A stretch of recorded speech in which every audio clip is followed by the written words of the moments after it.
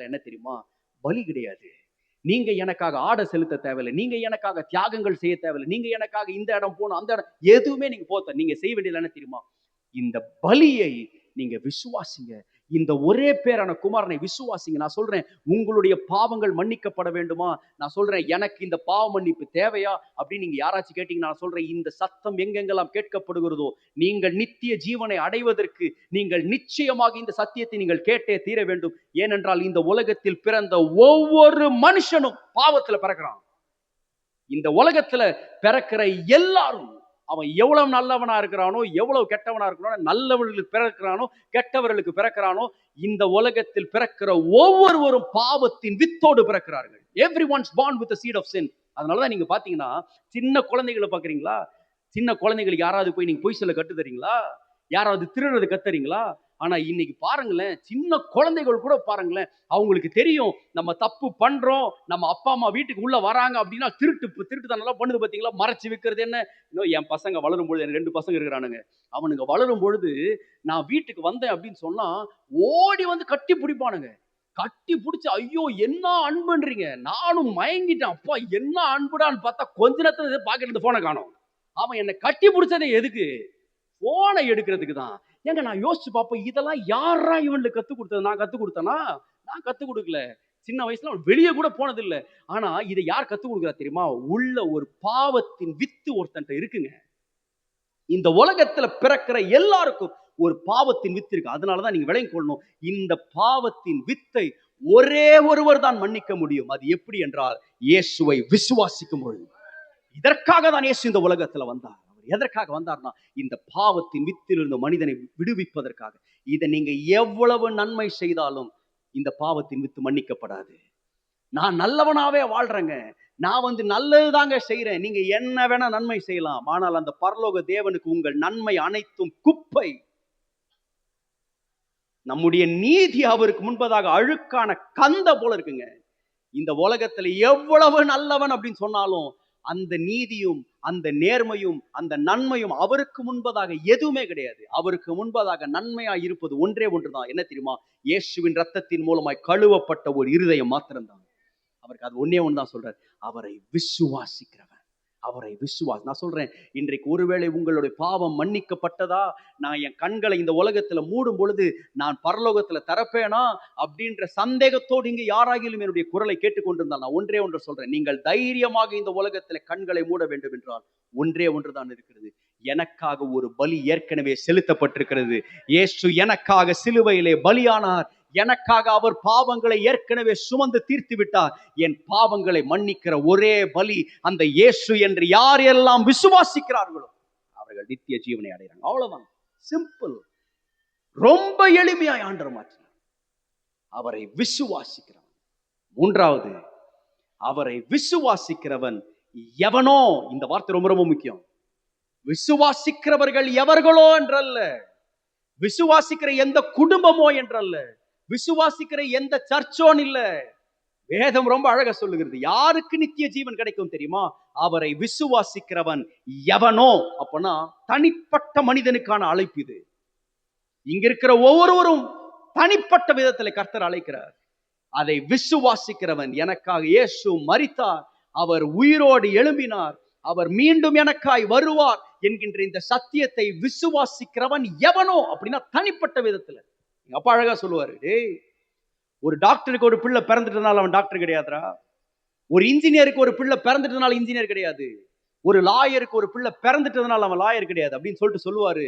டேய், நீ ஒரு கிறிஸ்தவ குடும்பத்துல பிறந்துட்டதுனால நீ கிறிஸ்தவன் கிடையாதுரா. உனக்கு ஆண்டவர் மேல விசுவாசம் இருக்கா? அப்படின்னா ஒன்றை விளங்கிக் கொள்ளுங்க, என் இயேசு யார்? அவர் ஒரு குழுவிற்கு அப்பாற்பட்டவர், ஒரு சர்ச்சிற்கு அப்பாற்பட்டவர், ஒரு சமுதாயத்திற்கு அப்பாற்பட்டவர், பெரிய கூட்டங்களுக்கு அப்பாற்பட்டவர், ஒரு மதத்திற்கு அப்பாற்பட்டவர். அவர் யார் தெரியுமா? ஒவ்வொருவனுக்கும் தேவையான ஒரு முக்கியமான ஒரு நபர். அதை விசுவாசிக்கிறவன் எவனோ, அந்த அன்பை, அந்த விசுவாசம் யார் யாருக்கெல்லாம் தனிப்பட்ட விதத்திலே ஒவ்வொரு மனுஷனும் அவன் தன்னுடைய வாழ்க்கையில ஒன்றை உணர வேண்டும். என்னவென்றால், எனக்கு அந்த இயேசு தேவை. நான் சொன்னது போல, இயேசு இந்த உலகத்திலே மதத்தை ஸ்தாபிக்க வரவில்லை. அவர் ஒவ்வொரு மனிதனுக்காக தன்னுடைய ஜீவனை செலுத்தி அவர் தன்னுடைய ரத்தத்தை கிரயமாய் செலுத்தினார். யாருக்கு தெரியுமா? ஒவ்வொரு மனுஷனும் தனிப்பட்ட விதத்திலே தன்னை ஒரு இரட்சகராக ஏற்றுக்கொள்ள வேண்டும். நான் இந்த இடத்துல இருக்கிற ஒவ்வொருவருக்கும் நான் சொல்றேன், நீங்க ஒவ்வொருவரும் இந்த இடத்துல ஒருவேளை நீங்கள் அந்த இயேசுவை உங்கள் தனிப்பட்ட இரட்சகராக, என்னுடைய பாவங்களுக்காக அவர் மரித்தார் என்கின்ற நம்பிக்கையும் என்ற சத்தியத்தை நீங்க இதுவரைக்கும் கேட்காமல் இருந்தால், இன்றைக்கு நீங்கள் உங்களுடைய வாழ்க்கையை ஒப்புக் கொடுங்கள். ஆண்டவரே, எனக்கு அந்த இரட்சகர் தேவை. அதை விசுவாசிக்கிறவன் எவனோ எவனோ, எவ்ரி பர்சன் ஹியர், கெட்டு போகாமல் நித்திய ஜீவனை அடையும்படிக்கு. நான் சும்மா பேசல, இத ஏதோ பேசணுமேன்ட்டு பேசல. நான் ஒண்ணு சொல்றேன், அவரை விசுவாசிக்கிறவர்கள் எவர்களோ அவர்களுக்கு ஆண்டவர் ஏற்கனவே ஒன்றை பிராமிஸ் பண்ணி, என்ன தெரியுமா? நீங்கள் நித்திய ஜீவனை அடைவீங்க. என்னுடைய சமீபத்துல ஒரு 2 ஆண்டுகள் இருக்கும்னு நினைக்கிறேன். 2 ஆண்டுகளுக்கு முன்பதாக நானும் ஸ்கூல் படிக்கும் போது 2 ஃப்ரெண்ட்ஸ், எனக்கு 3 பேர், நாங்க 3 பேர் ரொம்ப நெருக்கமான நண்பர்கள். ஆனால் கால சூழ்நிலையில ஒருத்தர் வேற வேற இடங்கள்ல போயிட்டோம். அதுல ஒரு பையன் மட்டும் எங்க சர்ச்சுக்கு வரான். அதனால எனக்கு அவனை நல்லா தெரியும். ஆனா இன்னொரு பையன் ஸ்கூல்ல இருக்கும்போது ரொம்ப க்ளோஸா இருந்தான். நாங்க 3 பேர் ரொம்ப க்ளோஸ் ஃப்ரெண்ட்ஸ். ஆனா திடீர்னு அவன் வேற எங்கேயோ வேலைக்கு போயிட்டான். அதுக்கப்புறம் டச் இல்லாம போயிடுச்சு. பல ஆண்டுகள் கழிச்சு, நான் ஸ்கூல் முடிக்கும் போது 2000 ஸ்கூல் முடிச்சேன். 2000 ஸ்கூல் முடிச்சேன். கிட்டத்தட்ட ஒரு 20 ஆண்டுகளுக்கு மேல, ஒரு 22 ஆண்டுகள் கழிச்சு திடீர்னு இந்த பையன் எனக்கு கால் பண்ணான். இவன் கால் பண்ண உடனே அப்பப்போ பேசி இருக்கிறோம், பட் ரொம்ப வருஷம் கழிச்சு திடீர்னு கால் பண்றான். நான் போனை எடுத்தேன். எடுத்த உடனே அவன் சொன்ன ஒரே வார்த்தை, ஜோயல், தயவு செய்து என்னை வீட்டுல வந்து பாரு, ஒருவேளை நீ என்னை பார்க்கறது இதான் கடைசியா இருக்கும்டான்னு சொன்னான். எனக்கு இது கேட்டோடனே ஒண்ணுமே புரியல. என்னடா இவன் இப்படி திடீர்னு இடகுறமா பேசுறானே, என் வயசு தான். என்னை வீட்டுல வந்து பாரு, என்னை பார்க்கறது தான் கடைசியா இருக்கும்ன்றான். நான் உடனே இன்னொரு ஃப்ரெண்டுக்கு அடிச்சேன். அந்த இன்னொரு பையன் இருக்கான்ல, அவனுக்கு அடிச்சேன். டேய், இது மாதிரி கால் பண்ணாடா, கிங்ஸ்லி கால் பண்ணான்டா. என்னடா இப்படி சொல்றான், வாடா வீட்டுக்கு வா, நீ பார்க்கறது தான் கடைசியா இருக்கும்ன்றான். எனக்கு ஒண்ணுமே புரியலடானா. அவன் சொல்றான், டேய் இப்பதான்டா எனக்கும் கால் பண்ணான், எனக்கும் இதே சொன்னான்டா. உனக்கு சொல்ல, டேய் ஏதோ எமர்ஜென்சி போல இருக்குடா, வா நம்ம போலாம். நான் அப்போ ஊர்ல இல்ல. வந்த உடனே 2 நாள் தான் இருக்கும்னு நினைக்கிறேன். 2 நாள் கழிச்சு நான் உடனே அவன் வீட்டுக்கு வந்த உடனே வீட்டுக்கு போயிட்டேன். நான் வீட்டுக்குள்ள போறேன், வெறும் எலும்பு தாங்க இருக்கு. ஒரு எலும்பும் மேல சதை, அவ்வளவுதான். ஒண்ணு அப்படியே பல்லி மாதிரி இருக்கான். ஒண்ணுமே இல்லை அவனுக்கு. அவனை பார்த்த உடனே இருதயம், ஏன்னா அவனை கடைசியா பார்க்கும்போது நல்ல திடகாத்திரமா இருந்த ஒருத்தன் பெட்ல படுத்திருக்கிறான். ஒண்ணுமே இல்லாம படுத்து, வெறும் எலும்பு தான் இருக்கு. என்னடா ஆச்சு? அது என்னன்னு தெரியலடா, எவ்வளவு நாள் வாழ போறேன்னு தெரியல, சரி கடைசியா உங்களாம் பார்க்கணும்னு ஆசைப்பட்டேன்டா. உடனே அவனுக்கு, தயவு செய்து எலும்பு, நீ ஹாஸ்பிட்டல் போலாம். அவனா இல்லடா வரவே மாட்டேன் நிக்கிறான். இல்லன்னு அவனை கம்பல் பண்ணி கூட்டு போயிடுச்சு. அவனை போன உடனே டாக்டர் சொன்னாரு, தம்பி இது சாதாரண வியாதி மாதிரி இல்லை, இது ரொம்ப கொடிய வியாதி மாதிரி இருக்கு, நீங்க ஒரே ஒரு ஸ்கேன் எடுங்கன்னு அவர் எழுதி கொடுத்தாரு. அந்த ரிப்போர்ட் வந்து ஒரு 4 நாள் கழிச்சு தான் வந்துச்சு. அந்த ரிப்போர்ட் வந்துச்சு. அவங்க டாக்டர் வந்து எங்க சர்ச் பிலீவர் தான். நான் இவனை அந்த 4 நாள் கழிச்சு வர சொன்னாரு. நான் இவனை திருப்பி கார்ல ஏத்திட்டு நானும் என் ஃப்ரெண்டும் போறோம், அதே ஹாஸ்பிட்டலுக்கு போறோம். இவனை வெளியே உட்கார வச்சுட்டு நான் உள்ள போயிட்டேன். ஃபர்ஸ்ட் எங்க சர்ச் பிலீவர் இருந்ததுனால எனக்கு அந்த உரிமை இருக்கு. நேரா உள்ள போனேன். உள்ள போயிட்டு கேட்டேன், அண்ணே என்ன ஆச்சுன்னு, ரிப்போர்ட் என்ன? சொன்னாரு, 4th ஸ்டேஜ் கேன்சர்ப்பா, ஒண்ணுமே பண்ண முடியாது. சின்ன பிள்ளைகள், 3 சின்ன பிள்ளைகள் இருக்காங்க. 4th stage cancer. எனக்கு அது பார்த்தோன்னே தெரிஞ்சிருச்சு. இருந்தாலும் நான் I wanted to be sure, தப்பா சொல்லிடக்கூடாதுக்காக தான் டெஸ்ட் எடுக்க சொன்னேன். எனக்கு என்ன சொல்றதுனே தெரியல. நான் உடனே கேட்டேன், அண்ணே என்ன தப்பா நினைச்சுக்காதீங்க, அவன் இன்னும் எவ்வளவு மாசம் வாழ்வான், எவ்வளவு நாள் அவனுக்கு இருக்கு? உடனே அவர் சொன்னாரு, 3 மாசம்ப்பா, மேக்சிமம் 3 மாசம் இருப்பான். 2 மாசம் இல்ல 3 மாசம் இருப்பான்ப்பா. இதுக்கு மேல அவன் வாழ மாட்டான்ப்பா. எப்படி நான் வெளியில போய் இதை அவன்கிட்ட சொல்லுவேனே எனக்கு தெரியல. நான் சொன்னேன், அண்ணே நான் எப்படி சொல்றது, எனக்கு மனசு கேட்கல, நீங்களே சொல்லிடுறீங்களா? நான் அவனை உள்ள அனுப்புறேன். என்னால அவனை எப்படி பார்க்கறது கூட தெரியல. நான் வெளியே போயிட்டு சொன்னேன், கிங்ஸ்லி டாக்டர் உன்னை பார்க்கணுன்றாரா. அவன் உள்ள போனான். ஒரு 1/4 மணி நேரம் டாக்டர் என்ன சொன்னார்னு எனக்கு தெரியல, ஆனா எனக்கு தெரியும் அவர் சொல்லிட்டாரு. வெளியே வந்தான், தேம்பி தேம்பி அழுகுறான். அழுதுட்டு என் கையை பிடிச்சிட்டு, ஜோயல் எனக்கு ஒரே ஒரு ஆசைடா, எனக்கு 3 சின்ன பசங்க இருக்கிறாங்க, இந்த 3 பசங்களை மட்டும் படிக்க வச்சிடுறா, போதும்டா, எனக்கு வேற எதுவுமே நான் கேட்கலடா, படிக்க வச்சிடுறா, பாவம்டா. சொன்னேன், டேய் அதை பத்தி நீ கவலையப்படாத, நான் பாத்துக்கிறேன்.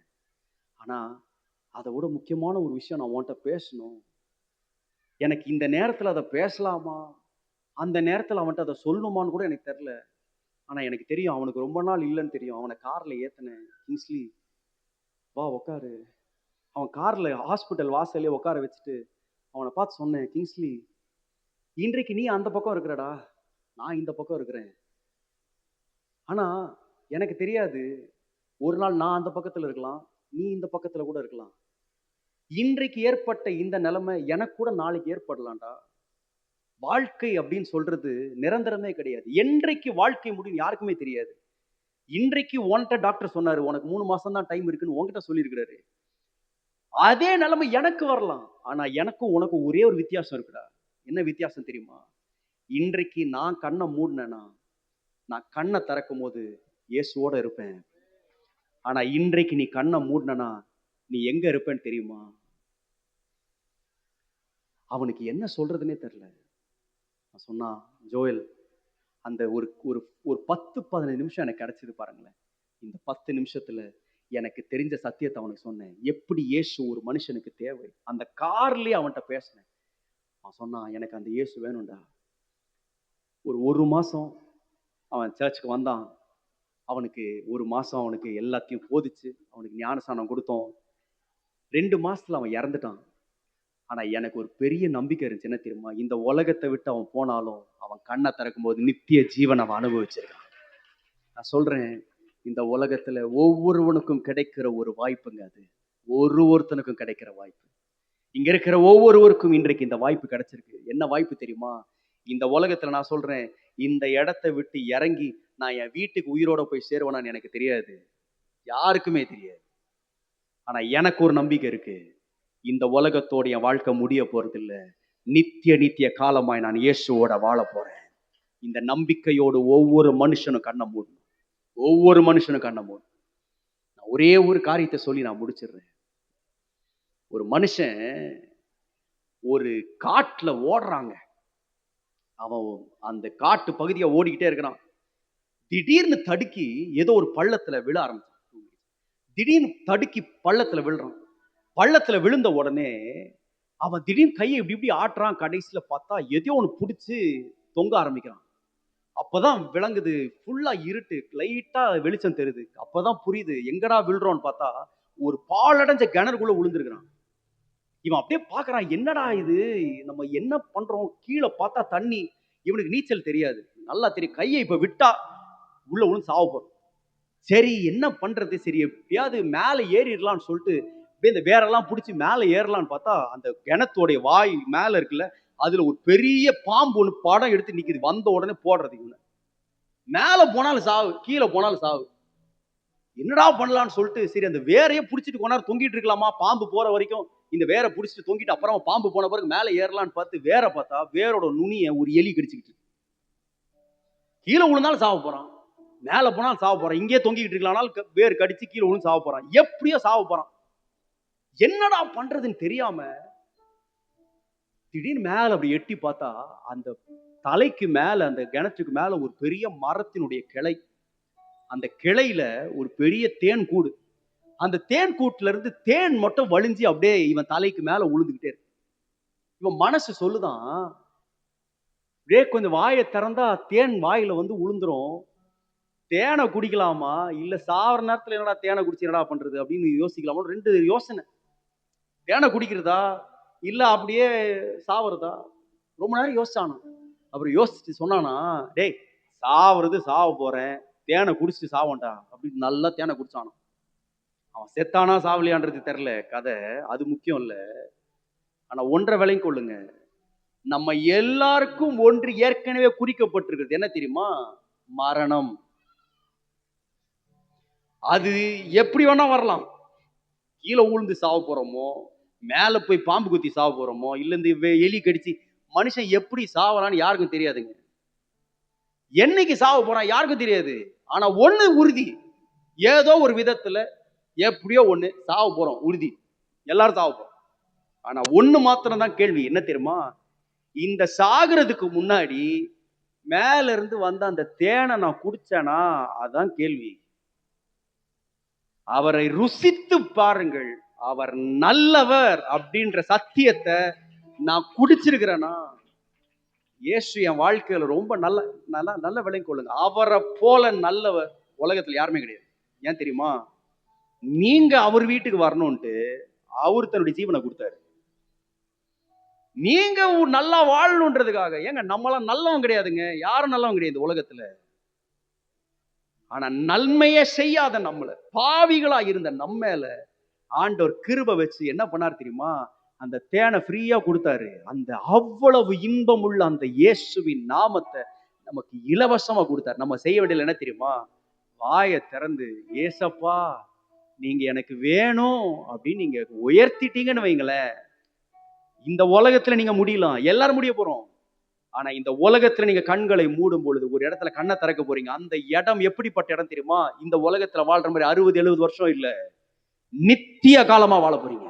நித்திய காலமா, எண்டே கிடையாது. அந்த தேவன் இன்றைக்கு உங்க மத்தியில இருக்கு. அந்த தேவன் என் வாழ்க்கையை தொட்டாருங்க. எப்ப தெரியுமா? என் 23 வயசுல. நான் யார் தெரியுமா? இன்னைக்கு ஒருவேளை இன்றைக்கு நான் வந்து உங்கள்ட்ட எல்லாம் பேசலாம். ஆனா ஒரு காலத்துல நான் யார் தெரியுமா? பயங்கரமான பாவி. என் 23 வயசு வரைக்கும் எனக்கும் கடவுளுக்கும் சம்பந்தமே கிடையாது. நான் வளர்ந்தது எங்க? நான் சர்ச்சில் தான் வளர்ந்தேன். சொன்னார் பத்தியில எங்க அப்பா பெரிய பாஸ்டர். ஆனா நான் யார் தெரியுமா? பாவி. எங்க சர்ச் வந்து 15 படி மேல ஏறினா வீடு, 15 படி கீழே இறங்கினா சர்ச். அங்கதான் எங்க வீடும் சர்ச்சும் இருந்துச்சு. எல்லா சர்வீஸும் போனேங்க. காலைல 5 மணி சர்வீஸ் போனேன், 7 மணி சர்வீஸ் போனேன், 9 மணி சர்வீஸ் போனேன், சாயங்காலம் சண்டே 6 மணி சர்வீஸ் போனேன், சண்டே மட்டும் 4 சர்வீஸ் போனேன். வியாழக்கிழமை நடந்த பைபிள் ஸ்டடிக்கு போனேன், சனிக்கிழமை காலைல நடந்த ஃபாஸ்டிங் பிரேயருக்கு போனேன், சனிக்கிழமை ஈவினிங் நடந்த ஆயத்த கூட்டத்துக்கு போனேன். நான் போகாத ஒரே ஒரு கூட்டம் செவ்வாய்க்கிழமை நடந்த சகோதரிகள் கூட்டத்துக்கு தான் போல. மற்ற எல்லா கூட்டத்துக்கும் போயாச்சு. இத்தனைக்கும் போய் எனக்கும் ஆண்டவருக்கு சம்பந்தமே கிடையாது. அதான் சொன்னேன்ல, ஒரு கிறிஸ்தவ வீட்டுல பிறந்தனால கிறிஸ்தவம் கிடையாதுடா. அப்படிதான் வாழ்ந்தேன். ஆனா நல்ல ஞாபகம் இருக்கு. எனக்கு 23 வயசு. எங்க சர்ச்சில் 2வது ஆராதனை நடக்குது. 9 மணி ஆராதனை நடந்துட்டு இருக்கு. இந்த 9 மணி ஆராதனையில அப்போ ஒரு 2500 பேர் அந்த ஆராதனையில இருக்கிறாங்க. எங்க அண்ணன் தான் ஒரு பிரசங்கம் பண்றாரு. சாதாரண பிரசங்கம் பண்றாங்க. சாதாரண பிரசங்கம். அந்த பிரசங்கத்தை பண்ணி முடிச்சுட்டு சொன்னா, இந்த இடத்துல யாரோ ஒருத்தர் இருக்கிறீங்க. நான் அப்போ மேல பிரேயர் டைம்ல நான் மேல ஏறி தம்பி மாதிரி கீபோர்டு வாசிச்சுட்டு இருக்கேன். ஸ்டேஜ் மேல நின்றுட்டு இருக்கிறேன். எங்க அண்ணன் சொல்றான், இந்த இடத்துல ஒருத்தங்க இருக்கிறீங்க. இதுவரைக்கும் இயேசுவை உங்க ரட்சகராக நீங்க விசுவாசிக்காம யாரா இருந்தீங்கன்னா அவங்க மாத்திரம் ஃப்ரண்ட்ல வாங்கன்னு சொன்னாங்க பாருங்க. எனக்கு சிரிப்பே வந்துருச்சு. நான் சொன்னேன், ஐயோ இதெல்லாம் வந்து எங்கேயா வந்து பேசுறேன்? சர்ச்சில் வந்து வந்தவங்க எல்லாம் ரட்சிக்கப்பட்டவங்க, எல்லா கிறிஸ்தவங்க. யார் வரப்போறா? இது வரைக்கும் இயேசு முதல் முறையா ஏற்றுக்கொள்ளாத யார் அப்படின்னா யார் வரப்போறான்னு நினைச்சேன். நான் நினைச்ச மாதிரி யாருமே வரல. டைம் ஆகிட்டே இருக்கு. ஒரு 2 நிமிஷம் 2.5 நிமிஷம் எல்லாம் அமைதியா வேடிக்கை பார்க்கறாங்க. யாரா அது? வேடிக்கை பார்க்கறாங்க. உடனே எனக்கு என்ன இருந்தாலும் என் அண்ணன் பார்த்தீங்களா, இவ்வளவு பெரிய அவமானம் அது வந்து ஊழியக்காரங்களுக்கு தான் தெரியும். யாராவது ஒருத்தர் இயேசு எடுத்து ஃப்ரண்ட்ல வாங்கினா ஒருத்தனுமே வரலன்னா எவ்வளவு பெரிய அவமானம். உடனே நான் மனசுல ஜெபம் பண்ண, ஆண்டவரே அண்ணன் பாவம் ஆண்டவரே, இவ்வளவு நேரம் கஷ்டப்பட்டு பேசணும், இப்ப வேற கூப்பிடுறான், யாராவது ஒருத்தர் வாங்கினா இங்க 2500 பேர், யாராவது ஒருத்தர் சும்மானாச்சும் கை தூக்கிட்டு ஃப்ரண்ட்ல வரட்டும் ஆண்டவரே அப்படின்னு ஜெபம் பண்றேன். கடவுள் என்கிட்ட பேசினாரு, போக வேண்டியது நீ, உனக்கு என்னடா ஜெப வேண்டி கிடக்காங்க? நான் சொல்றேன், ஐயோ ஆண்டவரே நான் யார் தெரியுமா? பாஸ்டர் தாமஸ் ராஜ் பையன். எல்லா சர்வீஸும் சேர்த்தா அப்ப எங்க சர்ச்சில் ஒரு 5000 பேர் இருக்கிறாங்க. 5000 6000 பேர். 6000 பேர் சர்ச் பாஸ்டருடைய சீனியர் பாஸ்டர், தலைமை போதகருடைய பையன் 23 வயசுல ஃப்ரண்ட்ல போய் இப்பதான் முதல் முறையா நான் ரட்சிக்க போறேன்னா எவனா மதிப்பானா என்ன? சர்ச்சில் சும்மாவே மதிக்க மாட்டானுங்க என்ன.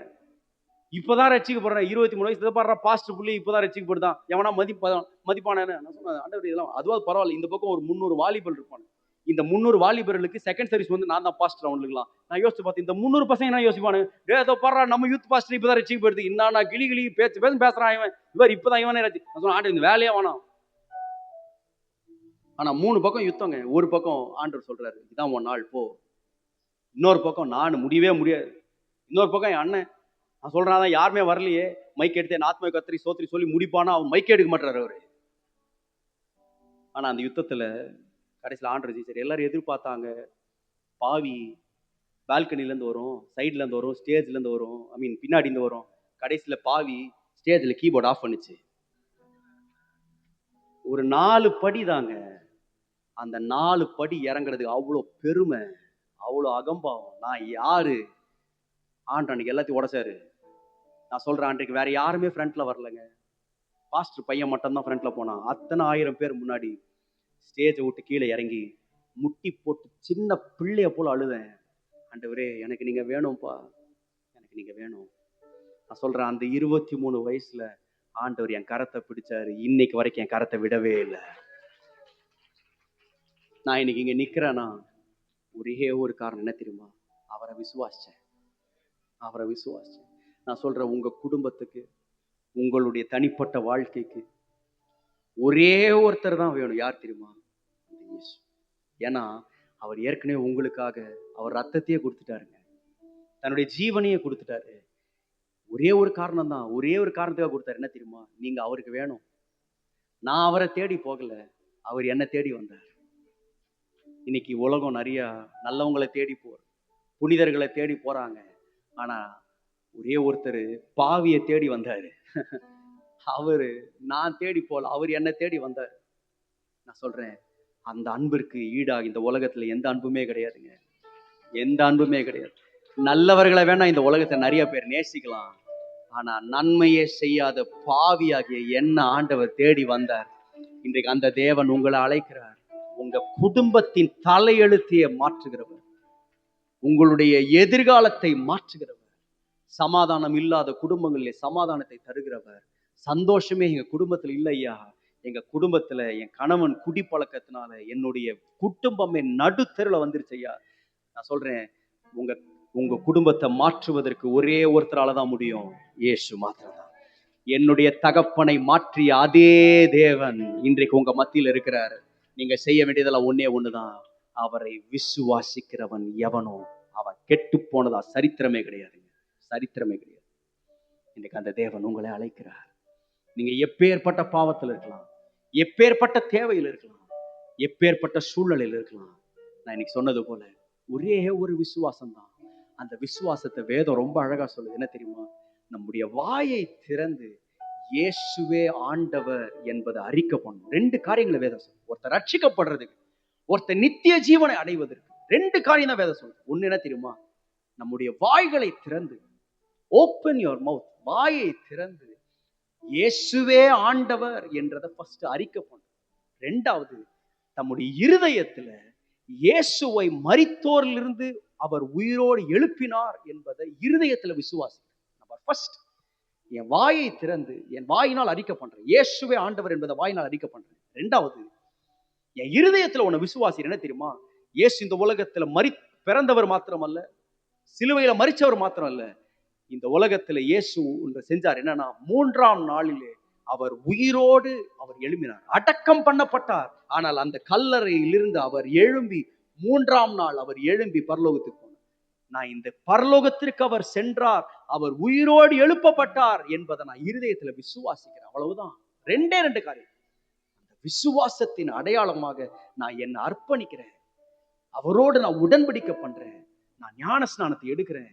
இந்த காரியத்தை நான் செய்யும் பொழுது எனக்கு என்ன நடக்குது தெரியுமா? நான் எந்த பணமும் செலுத்தாமல், எந்த ஒரு தியாகமும் செய்யாமல், எதையும் நான் கொடுக்காம நான் என்னத்தை அனுபவிக்கிறேன்னா, என் லைஃப் ஃபுல்லா இந்த உலகம் தருதுங்க கேரண்டி வாரண்டிலாம். எவ்வளவு நாளுக்கு தரான் தெரியுமா? 2 வருஷம் வாரண்டி, மேக்சிமம் 5 வருஷம் கேரண்டி, அவ்வளவுதான். அது எவ்வளவு பெரிய அம்பானியா இருக்கலாம், 5 வருஷத்துக்கு மேல தரமாட்டாங்க. ஆனா ஆண்டவர் உங்களுக்கு ஒரு வாரண்டி தராரு. எவ்வளவு நாளுங்க அப்படின்னா, அதுக்கு நாள் இதுவே கிடையாதுங்க. உங்களுடைய வாழ்க்கை முழுவதும் நித்திய காலமாய் உங்களுக்கு ஒரு வாரண்டி இருக்கு. என்ன தெரியுமா? நீங்க கெட்டு போகாம, நீங்க நித்திய ஜீவனை பரலோகத்துல, நீங்க நரகத்திற்கு போகாம பரலோகத்துல நித்திய காலமாய் அவரோட வாழ்வதற்கான வாரண்டி எவ்வளவுனா, லைஃப் டைம் வாரண்டி ஒரே ஒருத்தர் தான் இந்த உலகத்துல தரார். யார் தெரியுமா? இயேசுவை விசுவாசிக்கிறவர்கள். அந்த தேவன் உங்களை இன்னைக்கு அழைக்கிறார். நான் சொன்னது போல நீங்க பெருசா எதையும் செய்ய தேவையில்லை. முதலாவது, என் வாயை திறந்து இயேசுவே ஆண்டவர் அப்படின்னு அறிக்கை பண்றேன். 2வது, அவரை கர்த்தர் மரித்தோர்ந்து உயிரோடு எழுப்பினார் என்பதை நான் இருதயத்தில் விசுவாசிக்கிறேன். இதை செய்கிற ஒவ்வொருவரும் நீங்கள் ரட்சிக்கப்படுகிறீர்கள். அவரை விசுவாசிக்கிறவன் எவனோ கெட்டு போகாமல் நித்திய ஜீவனை அடையும்படிக்கு அவரை தந்தருளி இவ்வளவாய் உலகத்தில் அன்பு கூர்ந்தார். அந்த தேவன் இன்றைக்கு நம்மை அழைக்கிறார். அப்படியே எழும்பி இருக்கலாமா எல்லாரும்?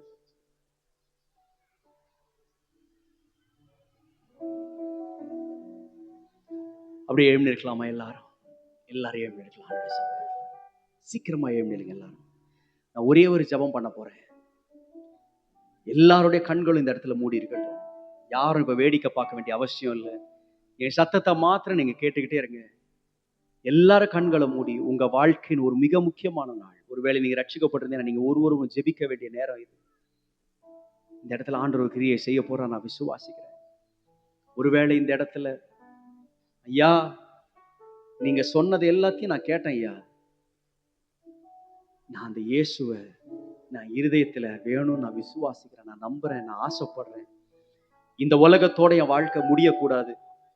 ஆனா என் கண்களை நான் இந்த உலகத்துல மூடிட்டு நான் என் கண்களை திரும்ப திறக்கும் பொழுது நான் நித்தியமா நான் சொர்க்கத்துல இருக்கணும், நான் பரலோகத்துல இருக்கணும், நான் மோட்சத்துல இருக்கணும் ஐயா.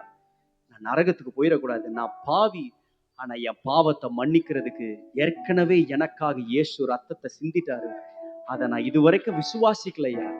நான் விசுவாசிக்கிறேன். என் பாவத்திலிருந்து நான் விடுதலை பெறணும்னு ஆசைப்படுறேன். எனக்கு அந்த நித்திய வாழ்க்கையும் என் குடும்பத்துல சமாதானமும் என்னுடைய வாழ்க்கையில ஒரு மாற்றமும் எனக்கு தேவையா. எனக்கு அந்த பலி எனக்காக இயேசு செலுத்தியிருக்கிறாரு. அதற்காக நான் எதையுமே செலுத்த தேவையில்லை. இருதயத்துல நான் விசுவாசா போதும் அப்படின்னு நீங்க சொன்னதை இன்றைக்கு நான் கேட்டிருக்கிறேன்.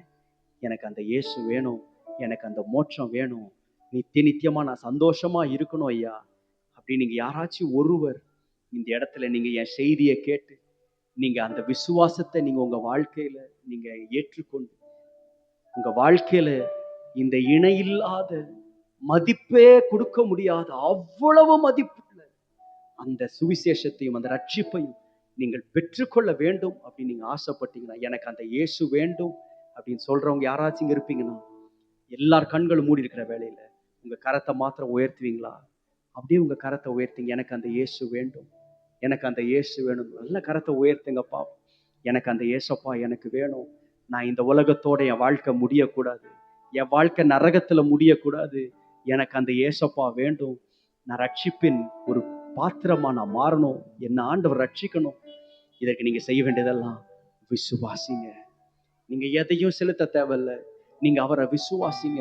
ஆண்டவரே, விசுவாசிக்கிற எவனும் கெட்டு போவதில்லை. இந்த கரங்களை உயர்த்தி எல்லாரும் கரங்களை உயர்த்தி கண்களை மூடி இந்த கரங்களை உயர்த்தினவங்க எல்லாரும் என் கூட இந்த வார்த்தையை மாத்திரம் சொல்லுங்க. முதலாவது நான் சொன்ன அறிக்கை என்னன்னா, இயேசுவே ஆண்டவர். கரங்களை உயர்த்தி சத்தமா சொல்லுங்க பார்ப்போம். இயேசுவே ஆண்டவர். இன்னொரு முறை சொல்லுங்க, இயேசுவே ஆண்டவர். இன்னொரு ஒரு முறை, இயேசுவே ஆண்டவர். இரண்டாவது, உங்க இருதயத்துல நீங்க செய்ய வேண்டியது, பிதாவாகிய தேவன் தம்முடைய குமாரனாகிய இயேசுவை மரித்தோரிலிருந்து உயிரோடு எழுப்பினார். இன்றைக்கு நீங்க இதை தான் விசுவாசிக்கணும். நாங்க பேசுற இந்த இயேசு அவர் கொல்லப்பட்டவர் மாத்திரமல்ல, சிலுவையில மரித்தவர் மாத்திரமல்ல, அவர் 3ஆம் நாள் உயிரோடு எழும்பி இருக்கிறார். நான் நம்புற அந்த கடவுள் உயிரோட இருக்கிறார் அப்படின்றத நான் எங்க விசுவாசி, இருதயத்துல விசுவாசி. இன்னைக்கு உங்க மனசுல நீங்க விசுவாசிங்க. நான் இந்த இயேசு பத்தி கேள்விப்பட்டேன். இந்த இயேசு உயிரோட இருக்கிறார். அவர் மரித்த தேவன் அல்ல, அவர் ஏதோ மாய்மா போனவர் அல்ல, இன்றைக்கு உயிரோட இருக்கிறார் அப்படின்றத நீங்க உங்க இருதயத்துல விசுவாசிங்க. நான் உங்களுக்கு 20 நொடிகள் தரேன். உங்க இருதயத்துல சொல்லுங்க, இயேசுவே நீங்க உயிரோடு எழும்புனவங்க, நீங்க உயிரோடு எழுப்புனீங்க. இது ஏன் ரொம்ப முக்கியம்னா, அப்பதான் நீங்க ஒன்றை விசுவாசிக்க முடியும். இயேசுவை யார் உயிரோடு எழுப்பினாரோ அதே ஆவியானவர் என்னையும் ஒரு நாள் உயிரோடு எழுப்புவார்.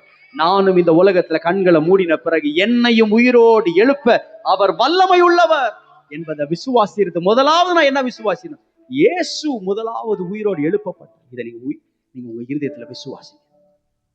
இயேசுவே உயிரோடு எழும்பின தேவன், நீங்க உயிரோடு எழும்பின தேவன், உயிரோடு வாசம் பண்ணுங்க. நீ மரித்தவர் மாத்திரமல்ல, நீ உயிரோடு எழும்பினவர். இதை யார் யாரெல்லாம் செஞ்சீங்களோ நீங்க ஒன்றை தைரியமா நீங்க விசுவாசிக்கலாம். எனக்கு என்ன தெரியுமா இருக்கு? எனக்கு ஒரு நித்திய ஜீவன் இருக்கு, எனக்கு ஒரு நித்திய ஜீவன் இருக்கு. நல்லா விளங்கிக் கொள்ளுங்க. அக்கா, அண்ணன், அங்கிள், ஆண்டி, தம்பி, தங்கச்சி, நீங்க யாரெல்லாம் இதை கேட்டீங்களோ, வேதம் சொல்லுது, கிரியை இல்லாத விசுவாசம் செத்தது. நான் விசுவாசிக்கிறேன், நல்லதுதான். ஆனா நான் என்ன பண்றேன்னா அதை நான் கிரியையில காட்டுறேன். எப்படி நான் கிரியையில காட்டுறேன்னா, ஆண்டவர் நமக்காக ஒரு வழியை வச்சிருக்கிறார்.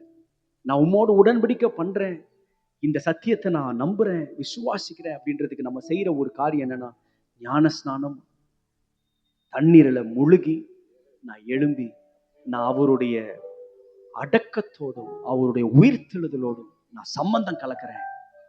இதை பற்றி நீங்க நிறைய தெரிஞ்சுக்கணும்னா நீங்க இந்த எஸ்தர் ஜெபக்குழு சபை இவங்கெல்லாம் உங்களுக்கு சொல்லி தருவாங்க. பட் அதுக்கு முன்பதாக நீங்க இதை விசுவாசிங்க. ஆண்டவரே, எனக்குள்ள இந்த கிரியை ஆரம்பிச்ச நீங்க முடிவு பரியந்தம் நிலைநிறுத்த நீர் உண்மை உள்ளவர் அப்படின்னு நான் விசுவாசிக்கிறேன் அப்படின்னு விசுவாசிக்கிறவங்க அப்படியே கரங்களை உயர்த்தி என் கூட இந்த ஜெபத்தை மாத்திரம் சொல்லுங்க. அன்புள்ள இயேசுவே, சத்தமா சொல்லுங்க, வாயை திறந்து சத்தமா சொல்லுங்க. அன்புள்ள இயேசுவே, இன்றைக்கு நான் உம்முடைய சத்தியத்தை நான் கேள்விப்பட்டேன்.